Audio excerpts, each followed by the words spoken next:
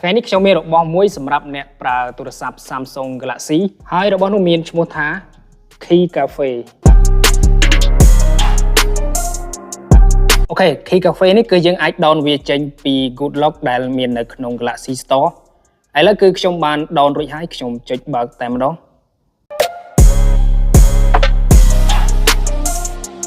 មកដល់កន្លែងនេះគឺយើងចុចវាបើកទាំងអស់មកវាមាន Make Your Own Keyboard និង Style Your Own Keyboard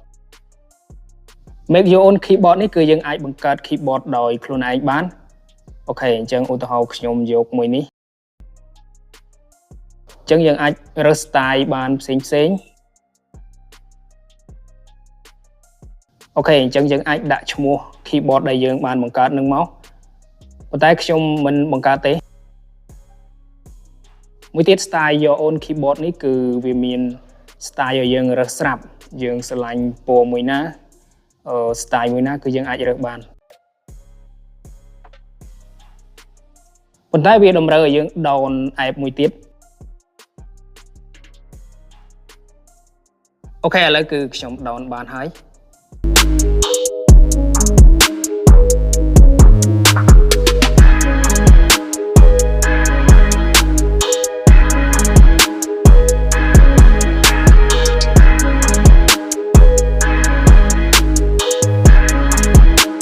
ឥឡូវយើងអាចរើស style ផ្សេងៗបានដែលយើងស្រឡាញ់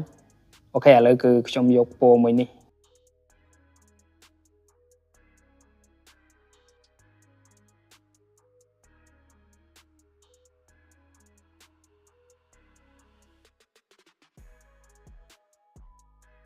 អូខេនៅពេលដែលយើងវាអក្សរផ្សេងៗហ្នឹងគឺវាចេញពណ៌មើលទៅស្អាតមែនតើ